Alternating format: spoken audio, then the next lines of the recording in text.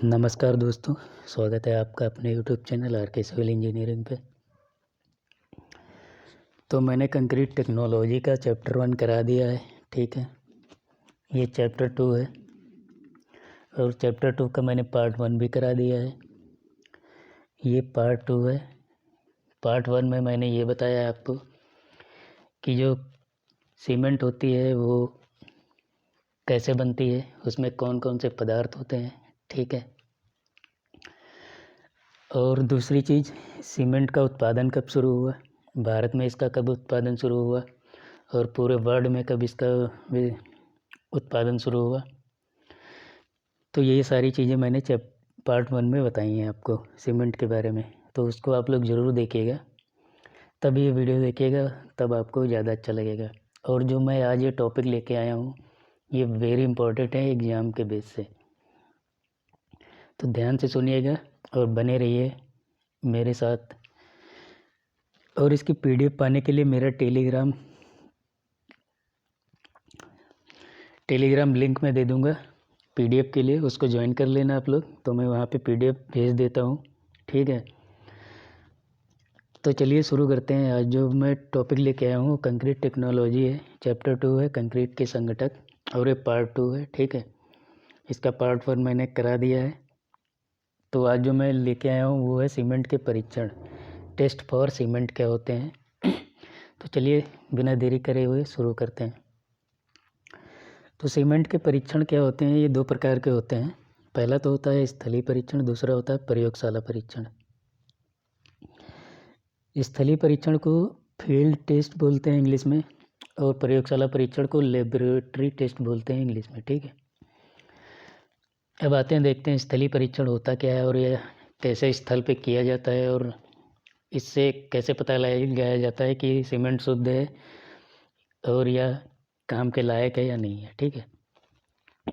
तो स्थलीय परीक्षण में क्या करते हैं, सबसे पहले सीमेंट का रंग देखते हैं। सीमेंट का जो रंग है वो सामान्यतः हरा भूरा होना चाहिए, ठीक, पहली चीज़। दूसरा क्या है, जब सीमेंट की बोरी में हाथ डालें तो उसमें ठंडक महसूस हो, ना कि गर्माहट। जब सीमेंट की थैली में हाथ डालेंगे तो उसमें ठंडक महसूस होनी चाहिए, गर्माहट नहीं। अगर जो गर्माहट महसूस हो तो वह सीमेंट शुद्ध नहीं है, उपयोग के लायक नहीं है। तो ये सब बेसिक चीज़ें हैं, आपको याद रखना चाहिए क्योंकि यही एग्ज़ाम में आती हैं, ठीक है। सीमेंट की थैली में जो गांठ मिले उसे अंगूठे या तर्जनी के बीच में दबाकर पाउडर के रूप में कर लेना चाहिए। यदि पाउडर के रूप में नहीं बदलता है तो सीमेंट को वाई सेटिंग में खराब माना जाता है। अगर जो उसमें जो वो जैसे गांठ बन जाती है या फिर ढेली बन जाती है, ठीक है, तो उसको दबाने पर अगर जो दबती नहीं है, ठीक है, और पाउडर के रूप में नहीं बनती है तो वह वाई सेटिंग के लिए ख़राब माना जाता है, ठीक। नेक्स्ट आते हैं, उंगलियों के बीच में सीमेंट को रगड़ने पर मुलायम एहसास देना चाहिए। जब सीमेंट को 2 उंगलियों के बीच में रगड़ते हैं तो सीमेंट जो है वो मुलायम होना चाहिए, ना कि दरदरी, उसमें रोड़ी नहीं होनी चाहिए, ये सब नहीं होना चाहिए, ठीक।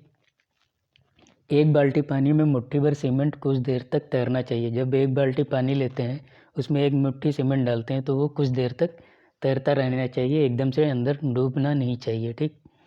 ये भी याद रखना है। छूने पर या तैली नहीं लगना चाहिए, मतलब छूने पर इसमें चिपचिपाहट नहीं होनी चाहिए, ठीक। तो ये हो गए आपके फील्ड टेस्ट, कुछ बेसिक से फील्ड टेस्ट हैं जो आप फील्ड पे ये कर सकते हैं सीमेंट को जांचने के लिए, ठीक है। अब दूसरा आता है लेबोरेटरी टेस्ट। ये क्या होता है, परीक्षण। लेबोरेटरी टेस्ट है, ये वेरी इंपॉर्टेंट है, इससे क्वेश्चन बहुत आते हैं। क्यों आते हैं अभी मैं बताता हूँ, ठीक। तो लेबोरेटरी टेस्ट जो होते हैं वो निम्न प्रकार के होते हैं। कौन कौन से होते हैं, चलिए मैं बताता हूँ। पहला है महीनता परीक्षण, जिसको फाइनेस टेस्ट बोलते हैं। दूसरा है रासायनिक संगठन परीक्षण, जिसको केमिकल कंपोजिशन टेस्ट बोलते हैं इंग्लिश में। तीसरा है जमाव समय का परीक्षण, जिसको सेटिंग टाइम टेस्ट बोलते हैं इंग्लिश में। और जो जमाव समय परीक्षण होता है वो 2 तरह का होता है, एक है प्रारंभिक जमाव परीक्षण और एक है अंतिम जमाव परीक्षण, ठीक। फाइनल सेटिंग टाइम और इनिशियल सेटिंग टाइम। और फिर नेक्स्ट आता है तनन, मतलब सामर्थ्य परीक्षण क्या होता है, स्ट्रेंथ टेस्ट। इसके भी 2 हैं, तनन सामर्थ्य और संपीड़न सामर्थ्य। और आखिरी पे होता है निर्दोषता वर्षा अथवा प्रसार परीक्षण, साउंडनेस और एक्सपेंशन टेस्ट जिसको बोलते हैं इंग्लिश में। ठीक, तो ये कुछ हो गए प्रयोगशाला परीक्षण। चलिए इनको विस्तार में पढ़ते हैं। सबसे पहले देखते हैं प्रयोगशाला जो परीक्षण है वो किस IS कोड के अंतर्गत आता है। तो वो आता है IS कोड 2691989 के अंतर्गत। पहला पॉइंट ये आपको याद रखना है, क्योंकि इससे भी एग्जाम में बहुत सारे क्वेश्चन आते हैं। पूछ लेता है कि सीमेंट टेस्ट में प्रयोगशाला जो लेबोरेटरी टेस्ट है वो किस IS कोड में आता है। तो आपको ये IS कोड 2691989 याद रखना, और ये भी याद रखना है साधारण पोर्टलैंड सीमेंट के लिए ये होता है। ठीक, नेक्स्ट आते हैं सूक्ष्मता परीक्षण होता क्या है, फाइननेस टेस्ट क्या होता है, इसके बारे में देखते हैं। फाइनेस टेस्ट अगर जो बेसिकली ऐसे देखें तो जो 90 माइक्रोन की चालनी से किया जाता है। ठीक है, इसमें यह ज्ञात किया जाता है जो सीमेंट के कण होते हैं वो 90 माइक्रोन से जितने भी बड़े होते हैं उनको अलग करना रहता है। ठीक है, इस परीक्षण में यही काम रहता है कि 90 माइक्रोन से जितने भी ज़्यादा सीमेंट के कण हैं उनको अलग करना है। ठीक, तो ये देखिए इसका विस्तार में देखते हैं क्या होता है। यह परीक्षण सीमेंट की पिसाई या महीनपन का स्तर ज्ञात करने के लिए किया जाता है।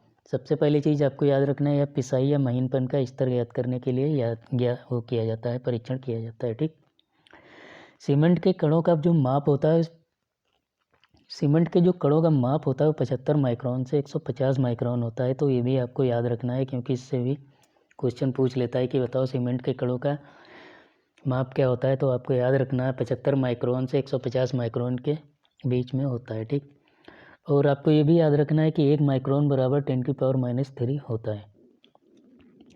ठीक, जो सूक्ष्मता ज्ञात करने के लिए चालनी विश्लेषण सीव एनालिसिस किया जाता है। जो सूक्ष्मता ज्ञात करते हैं, जो सीमेंट की फाइनेस ज्ञात करते हैं उसको चालनी परीक्षण से ज्ञात किया जाता है। ठीक, चालनी परीक्षण मतलब ये जो चालनी परीक्षण होता है ये सीव एनालिसिस होता है। ठीक, आपने देखा होगा, किया भी होगा टेस्ट। ठीक, अब इसमें क्या होता है, इसमें क्या करते हैं, इस परीक्षण में जो है, इस परीक्षण में 100 ग्राम सीमेंट को IS चालनी 90 माइक्रोन पर 15 मिनट तक छाना जाता है। ठीक, तो इसमें क्या करते हैं, 100 ग्राम सीमेंट लेते हैं, उसको 90 माइक्रोन की चालनी पर 15 मिनट पर छानते हैं, 15 मिनट तक छानते हैं।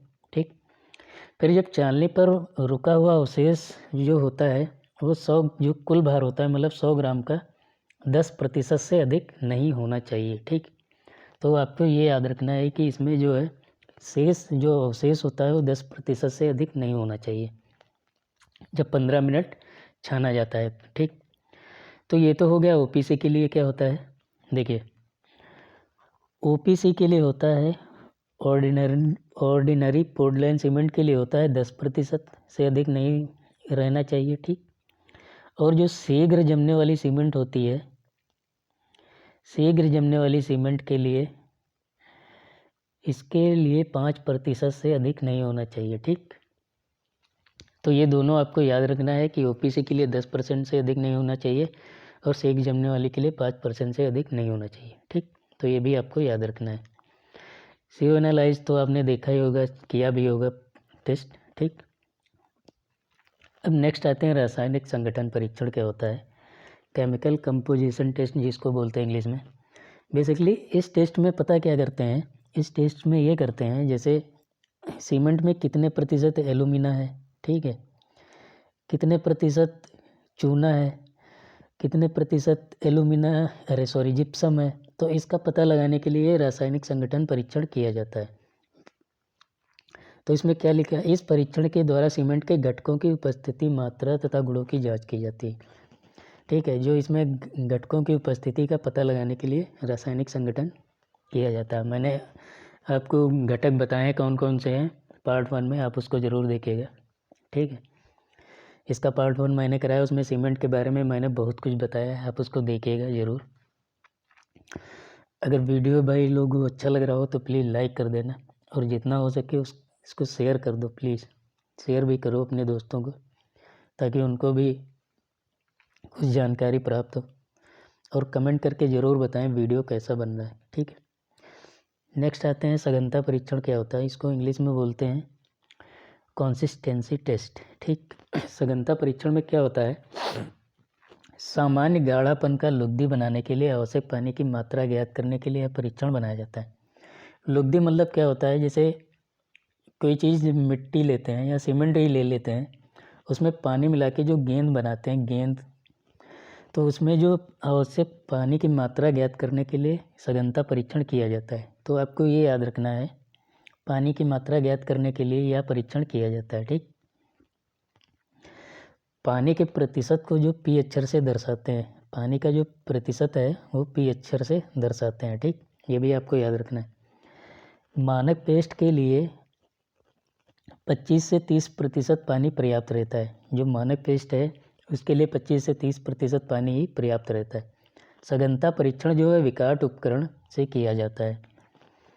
पानी का वह प्रतिशत जिसमें सीमेंट मिलाने पर ऐसी सघनता वाला पेस्ट प्राप्त हो कि विकाट उपकरण का प्लंजर जो होता है, विकाट उपकरण का जो प्लंजर होता है वो 10 mm फाई का होता है। 10 mm जिसका डाया होता है, सांचे में भरे पेस्ट में 33 mm से 35 mm गहराई तक घुस जाए, मानक सघनता वाला पेस्ट कहलाता है। ठीक है, तो इसमें क्या करते हैं, इसमें जो प्लंजर को उस पर मोल्ड में रखते हैं, मोल्ड में रखी हुई सीमेंट के अंदर घुसाते हैं। ठीक है, तो अगर जो ये 33 से 35 mm की गहराई तक घुस जाए तो ये मानक सघनता वाला पेस्ट होगा। अगर जो यह नहीं घुसता है, 35 से 33 या कम होता है या इससे कम घुसता है, तो इसको दोबारा पानी मिला के दोहराया जाता है। तो ये आपको याद रखना है। और जो उसमें पानी मिलाते हैं वो 2% अधिक मिला लेते हैं। ठीक है, तो इसमें जो पानी है, जैसे मैंने किया 26% पे मैंने किया। ठीक है, 26% पर मैंने किया। ठीक, सीमेंट है 300 ग्राम। ठीक, तो 300 ग्राम के लिए इसमें पानी की मात्रा कैसे ज्ञात करेंगे, तो 300 क्या करेंगे, गुणे 26/100 कर देंगे। ठीक है, तो इससे ये कट जाएगा, ये 78 ml पानी ये निकल आएगा। ठीक है, 26। तो इसी तरह इसमें पानी की मात्रा कितनी होनी चाहिए ये ज्ञात करने के लिए यह परीक्षण किया जाता है। ठीक, और आपको ये भी याद रखना है कि सांचे में भरे पेस्ट में इतने mm गहराई तक घुसना ही चाहिए। अगर इससे नहीं घुसता है तो पानी की मात्रा बढ़ाते हैं और फिर ये दोबारा टेस्ट करते हैं सघनता वाला। ठीक, इसका जो टेस्ट है ये विकाट उपकरण से किया जाता है। ये विकाट उपकरण होता है, इसको भी आपने देखा ही होगा। इसमें सीमेंट भरते हैं, यहाँ पे ये सुई लगी होती है प्लंजर, और यहाँ पे ये मानक वो होता है। चलिए यहाँ पे समझाते हैं आपको क्या होता है। यहाँ पे देखिए, ये जो नंबर 1, इसमें 3 भाग होते हैं। एक होता है प्लंजर, एक होता है सुई, एक होता है कॉलर। ठीक, तो जो प्लंजर होता है, प्लंजर का इसमें क्या पूछता है, प्लंजर का डाया पूछ लेगा। तो इसका डाया जो होता है 10 mm होता है और जो इसकी ऊंचाई होती है 50 mm होती है। ठीक, ये आपको याद रखना है। ठीक, दूसरा चीज़ इसमें पूछता है सुई। सुई जो है इसमें 1 mm की होती है। सुई जो है 1 mm की होती है, ये भी आपको याद रखना है। ठीक, और जो कॉलर होता है, कॉलर की जो ये लंबाई होती है वो 5 mm होती है। ठीक है, और इसकी जो ऊंचाई होती है 6.5 mm होती है। ठीक, ये भी आपको याद रखना है। और इसमें 1 mm वर्गाकार सुई होती है। तो ये कुछ पॉइंट हैं इसके जो इसको आपको याद रखना है इसमें। ठीक है, और इससे ज़्यादा कुछ नहीं पूछता है। या तो फिर प्लंजर का डाया पूछ लेगा या फिर ये पूछ लेगा सुई का कितना व्यास होता है, सुई कितने व्यास की होती है अंतिम और प्रारंभिक जमाव के लिए, या फिर सघनता परीक्षण के लिए तो प्लंजर का ही उपयोग किया जाता है, और बाकी अंतिम और प्रारंभिक जमाव के लिए सुई का उपयोग किया जाता है। ठीक है, तो ये भी आपको याद रखना, प्लंजर किसके लिए, सघनता परीक्षण के लिए प्लंजर का उपयोग किया जाता है। अब नेक्स्ट आते हैं निर्दोषता परीक्षण, साउंडनेस टेस्ट। साउंडनेस टेस्ट जो है इसको देख लेते हैं क्या होता है। साउंडनेस टेस्ट जो होता है वो किस लिए किया जाता है और इसमें क्या होता है ये भी देख लेते हैं। ठीक, यह परीक्षण सीमेंट की निर्दोषता की जांच के लिए किया जाता है, अर्थात इसके द्वारा सीमेंट में विद्यमान मुक्त अवस्था में चूना का पता लगाया जाता है। तो इसमें क्या करते हैं, इसमें निर्दोषता परीक्षण में जो फ्री लाइम होता है, मुक्त चूना जिसको बोलते हैं, इसका पता लगाने के लिए यह परीक्षण किया जाता है कि सीमेंट में कितना फ्री लाइम है, कितना मैग्नीशिया है, कितना सल्फेट है। तो इसका पता लगाने के लिए यह परीक्षण किया जाता है। ठीक, निर्दोषता जो परीक्षण है ली चैडलियर उपकरण से किया जाता है, ये भी आपको याद रखना है। निर्दोषता परीक्षण ली चैडलियर उपकरण से किया जाता है। ये क्वेश्चन इतनी बार आया है, मैं जब MCQ कराऊंगा तो आप देखिएगा इससे कितने सारे क्वेश्चन बनेंगे। इसके बाद मैं MCQ लेके आऊँगा चैप्टर 2 की, आप लोग बने रहिए। ठीक, ली चैडलियर उपकरण से ये किया जाता है। पेस्ट बनाने के लिए इसके बाहर में 0.78 पी क्या है, मैंने ऊपर बताया, पी जो है पानी होता है, पानी को पी से डोनेट करते हैं, तो 0.78 पी पानी मिलाया जाता है पेस्ट बनाने के लिए। ठीक है, साधारण सीमेंट के लिए दोनों अवस्थाओं में सूचकों के मध्य दूरी का प्रसार 10 mm से अधिक नहीं होना चाहिए। जो साधारण सीमेंट है इसमें दोनों अवस्थाओं में ये जो दो सूचक लगे होते हैं, ये दो, इनके जो मध्य है, इनका जो प्रसार, जैसे ये फैलाव जो होता है, प्रसार जिस फैलाव बोलते हैं जिसको, वो 10 mm से अधिक नहीं होना चाहिए। ठीक, तो ये आपको याद रखना है कि इसका जो प्रसार है वो 10 mm से अधिक नहीं होना चाहिए इसका ये टेस्ट करते समय। ठीक, ये ली चैडलियर है, इसमें क्या होता है, ये मोल्ड होता है पीतल का, इसकी जो डाया होता है 50 mm होता है और इसकी मोटाई जो होती है 0.5 mm होती है। तो ये भी आपको याद रखना है कि इस जो मोल्ड का डाया होता है वो 30 mm होता है। ठीक, 30 mm होता है या 0.03 मीटर होता है, ये भी आपको याद रखना है। ठीक, तो ये हो गया निर्दोषता परीक्षण। इसमें आपने जाना कि इसमें क्या होता है, 10 mm प्रसार जो 10 mm से अधिक नहीं होना चाहिए, इसका मेन मुद्दा यही रहता है इसका जांचने का। ठीक है, नेक्स्ट आते हैं जमाव काल परीक्षण। जमाव काल परीक्षण भी यह 2 चरणों में किया जाता है। कौन कौन सा, प्रारंभिक जमाव काल और अंतिम जमाव काल। तो ये देखते हैं इसमें क्या होता है। प्रारंभिक जमाव काल तथा अंतिम जमाव काल की गणना सीमेंट में पानी मिलाए जाने के तुरंत बाद से की जाती है। प्रारंभिक जमाव अंतिम जमाव काल की गणना जो है, जैसे सीमेंट में जैसे ही पानी मिलाते हैं उसके तुरंत बाद ही इसकी गणना शुरू कर देते हैं। ठीक, ये परीक्षण विकाट उपकरण से किया जाता है। ठीक, यह जो जमाव परीक्षण है या विकाट उपकरण से किया जाता है, ये भी आपको याद रखना है। विकाट उपकरण से सघनता और सेटिंग टाइम का परीक्षण किया जाता है। तो ये दोनों चीज़ें आपको याद रखना है। अब आइए देखते हैं इसमें क्या होता है। देखिए, पहला क्या है, साधारण पोर्टलैंड सीमेंट के लिए क्या होता है, प्रारंभिक जमाव काल जो है उसका न्यूनतम है 30 मिनट।